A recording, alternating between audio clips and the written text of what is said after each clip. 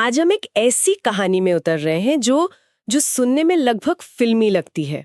मतलब एक ऐसे इंसान की कहानी जो गुलामी में पैदा हुआ, जिसका कोई जन्मदिन नहीं था, कोई आखिरी नाम तक नहीं था, लेकिन वो अमेरिका के सबसे ताकतवर और प्रभावशाली लोगों में से एक बन गया। हमारे पास बुकर टी वॉशिंगटन की आत्मकथा अप फ्रॉम स्लेवरी के कुछ हिस्से हैं, और आज हमारा मकसद सिर्फ इस कहानी को दोहराना नहीं है, बल्कि ये समझने की कोशिश करना है कि वो कौन से पल थे, वो कौन सी सीख थी जिन्होंने उनकी सोच को गढ़ा। हम देखेंगे कि कैसे शिक्षा, मेहनत और नस्लीय संबंधों पर उनके जो विचार थे, जो विवादास्पद भी रहे, वो आखिर बने कैसे। तो चलिए इस कहानी के पन्ने पलटते हैं। और कहानी का सबसे दिलचस्प हिस्सा तो शायद यही है कि उनका कॉलेज में दाखला किसी अकादमिक परीक्षा से नहीं हुआ था। उनका एंट्रेंस एग्जाम था एक कमरे में झाड़ू लगाना। झाड़ू लगाना? हाँ, और ये छोटी सी घटना उनके पूरे जीवन के दर्शन, उनकी पूरी राजनीति का प्रतीक बन गई कि भाई पहले अपनी कीमत साबित करो, उसके बाद अधिकारों की बात करो। चलिए तो फिर शुरुआत वहीं से करते हैं जहां से उनकी कहानी शुरू हुई, गुलामी के अंधेरे से। अपनी आत्मकथा में वो लिखते हैं कि उन्हें अपनी माँ की बस वो एक धुंधली सी याद है। वो दिन भर खेतों में काम करती थी और देर रात में जब सब सो जाते तो कहीं से एक चिकन चुरा कर लाती, छिपकर। हाँ, और अंगीठी की आग में भूनती, फिर अपने सोए हुए बच्चों को जगाकर वो कुछ निवाले खिलाती थीं। ये उनकी माँ के प्यार की इकलौती याद थी। और उस वक्त की दुनिया आज से बहुत अलग थी। मतलब खबरें कैसे फैलती थी, इसका एक बहुत ही दिलचस्प जिक्र है। बागानों में एक ग्रेप वाइन टेलीग्राफ चलता था। Grapevine telegraph? ये क्या था? ये कोई असली टेलीग्राफ नहीं था, ये तो अफवाहों और कानाफूसी का एक खुफिया नेटवर्क था। गुलाम लोग एक दूसरे तक गृह युद्ध और आजादी की खबरें इतनी तेजी से पहुंचाते थे कि मालिकों को पता भी नहीं चलता था। उन्हें लगता था कि उनके गुलामों को कुछ नहीं मालूम, जबकि उन्हें सब पता होता था। सब कुछ। और फिर वो दिन आया जब आजादी का ऐलान हुआ। खुशी तो थी, लेकिन साथ में एक अनजाना डर भी था। इसके बाद उनका परिवार बेहतर जिंदगी की तलाश में वेस्ट वर्जीनिया की ओर निकल पड़ा। सफर बहुत मुश्किल था। एक रात वो एक खाली टूटी फूटी झोपड़ी में रुके। जैसे ही उनकी माँ ने खाना पकाने के लिए आग जलाई, चिमनी से एक बहुत बड़ा, लगभग 1.5 गज लंबा काला सांप सीधे फर्श पर आ गिरा। अरे बाप रे! हाँ, उस भयानक मंजर को देखकर उन्हें वो झोपड़ी तुरंत छोड़नी पड़ी। वो आखिरकार पहुंचे, वेस्ट वर्जीनिया की एक जगह पहुंचे जहां नमक की भट्टियां थीं। वो लिखते हैं कि वो जगह किसी नर्क से कम नहीं थी। हर तरफ शराब, जुआ, लड़ाई झगड़ा। और उनके सौतेले पिता ने उन्हें, एक छोटे से बच्चे को, सुबह 4 बजे उन भट्टियों में काम पर लगा दिया। सुबह 4 बजे? यही थी उनकी आजादी के बाद की पहली सुबह। मुझे तो कहानी का ये हिस्सा बहुत कमाल का लगता है। एक बच्चा जो सुबह 4 बजे नमक की भट्टी में काम कर रहा है, उसकी पढ़ाई की शुरुआत कैसे होती है? किसी स्कूल से नहीं? नहीं, बिल्कुल नहीं, बल्कि एक बैरल पर लिखे एक नंबर से। उन्होंने देखा कि हर बैरल पे एक खास नंबर लिखा होता था। उनके सौतेले पिता का बैरल नंबर था 18। उन्होंने बस उस नंबर को पहचानना सीख लिया। अच्छा। और ये उनकी जिंदगी में ज्ञान की पहली किरण थी, अक्षरों की दुनिया का पहला दरवाजा। उन्हें लगा कि अगर वो 18 पहचान सकते हैं तो वो और भी बहुत कुछ सीख सकते हैं। और ये इच्छा इतनी मजबूत थी कि उन्होंने अपनी माँ से जिद करके कहीं से एक किताब लाने को कहा। उनकी माँ वेबस्टर की मशहूर ब्लू बैक स्पेलिंग बुक ले आई। हाँ। उस किताब को हाथ में लेना उनके लिए दुनिया की सबसे बड़ी दौलत पाने जैसा था। उसी किताब से उन्होंने अक्षर ज्ञान की शुरुआत की। और इसी दौर में उन्हें अपनी पहचान से जुड़ी कुछ ऐसी चुनौतियों का सामना करना पड़ा जो सुनने में छोटी लगती हैं पर बहुत गहरी हैं। जब वो स्कूल जाने लगे तो दूसरे बच्चों के पास दुकान से खरीदी हुई अच्छी टोपियां थी, और उनके पास घर पे 2 कपड़ों को जोड़कर सिली ही एक टोपी थी जिसका सब मजाक उड़ाते थे। लेकिन उन्होंने इसका जवाब भी बड़े दिलचस्प अंदाज में दिया।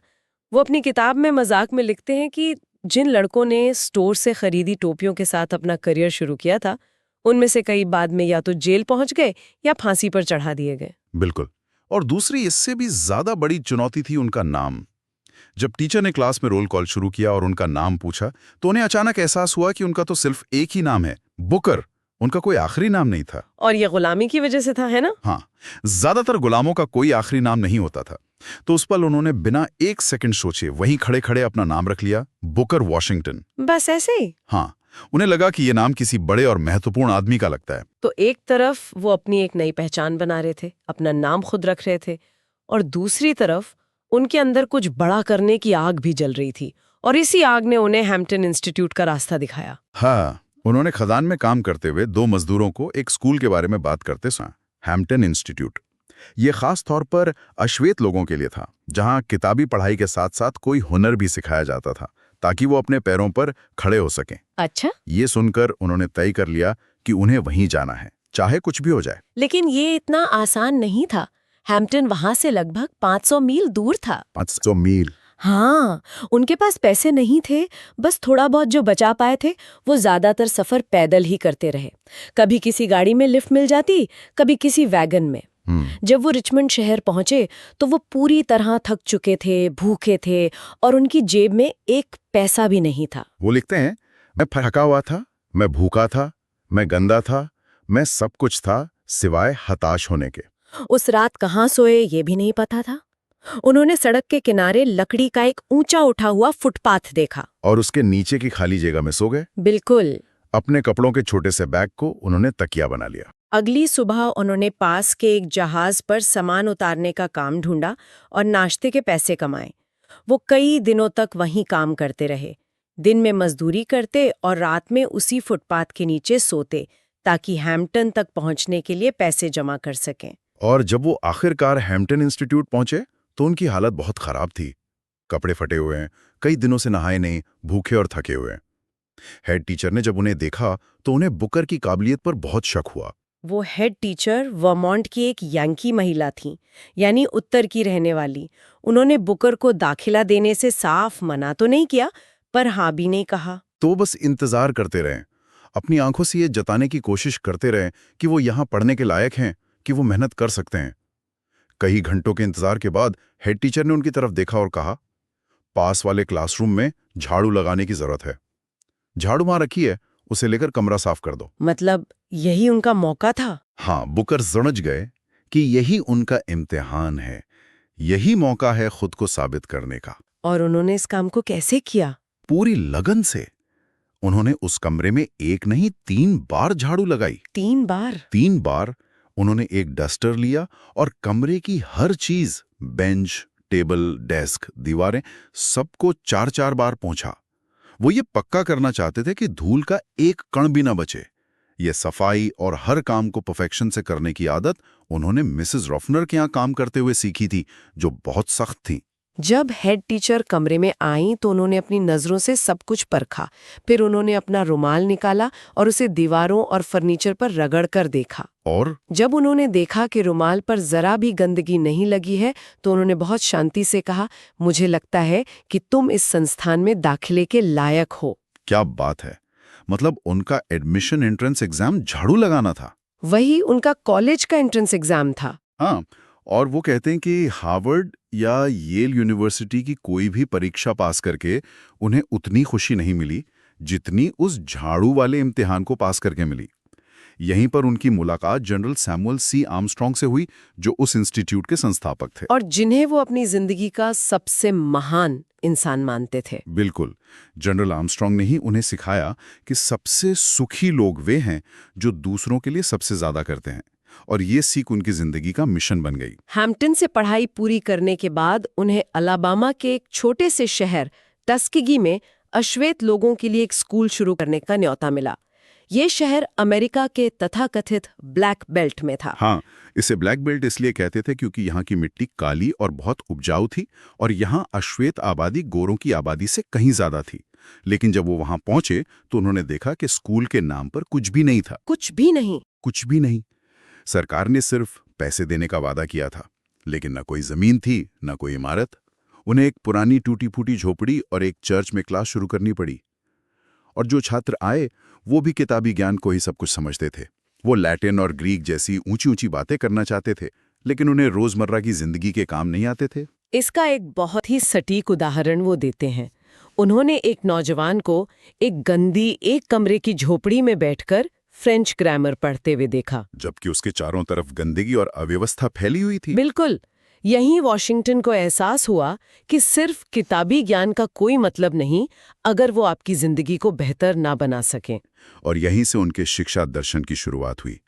उन्हें एक इमारत की जरूरत थी, लेकिन पैसे नहीं थे, तो उन्होंने तय किया कि छात्र अपनी इमारत खुद बनाएंगे। मतलब अपनी ईंटें खुद बनाएंगे। पर उन्हें ईंटें बनाना तो आता नहीं था। किसी को नहीं आता था। उन्होंने छात्रों के साथ मिलकर ईंटें बनाने की कोशिश की। उनका पहला भट्टा पूरी तरह नाकाम रहा। सारी ईंटें खराब हो गई। ओहो। वो कर्ज में डूब गए। सबने उनका मजाक उड़ाया, लेकिन उन्होंने हार नहीं मानी। उन्होंने अपनी घड़ी बेचकर पैसे जुटाए और फिर से कोशिश की। कई असफलताओं के बाद आखिरकार उन्होंने अच्छी ईंटें बनाना सीख लिया। और इस प्रक्रिया ने न केवल स्कूल की इमारत बनाई, बल्कि छात्रों में आत्मनिर्भरता और मेहनत के सम्मान की भावना पैदा की। ये उनके पूरे शिक्षा दर्शन का निचोड़ था। उनका एक और बड़ा जोर था साफ सफाई पर। वो इसे टूथब्रश का सुसमाचार कहते थे। हाँ, ये विचार भी उन्होंने जनरल आर्मस्ट्रॉन्ग से लिया था। उनका मानना था कि आत्मसम्मान की शुरुआत खुद की सफाई से होती है। वो कहते थे कि लोग गरीबी को माफ कर सकते हैं, लेकिन गंदगी और आलस को नहीं। तो इसके लिए नियम थे? हाँ, कड़े नियम थे। छात्रों को रोजाना नहाने, दांत साफ करने और साफ कपड़े पहनने पड़ते थे। उनके कपड़ों पर एक भी बटन टूटा या दाग लगा नहीं होना चाहिए। ये सिर्फ एक स्कूल नहीं था, ये जीवन जीने का तरीका सिखाने वाली जगह थी। टस्कीगी में उनके काम ने धीरे धीरे पूरे देश का ध्यान खींचा और फिर आया 1895, जब उन्हें अटलांटा एक्सपोजिशन में भाषण देने के लिए बुलाया गया। इसे थोड़ा और समझने की जरूरत है। ये 1895 का दौर था, जब दक्षिण में नस्लीय तनाव अपने चरम पर था और अश्वेत लोगों से उनके वोटिंग के अधिकार छीने जा रहे थे। हाँ, ऐसे माहौल में एक प्रभावशाली सफेद दर्शकों के सामने एक अश्वेत व्यक्ति को बोलने के लिए बुलाना एक भूचाल जैसा था। सबके मन में यही सवाल था कि वो क्या कहेंगे। ये एक बहुत बड़ा जोखिम था। अगर वो कुछ गलत कह देते तो दंगे भड़क सकते थे। अपने भाषण में उन्होंने cast down your bucket where you are का प्रसिद्ध रूपक इस्तेमाल किया। अपनी बाल्टी वहीं डालो जहां तुम हो। हाँ, उन्होंने एक कहानी सुनाई कि कैसे एक जहाज समुद्र में रास्ता भटक गया था और उसके नाविक प्यास से मर रहे थे।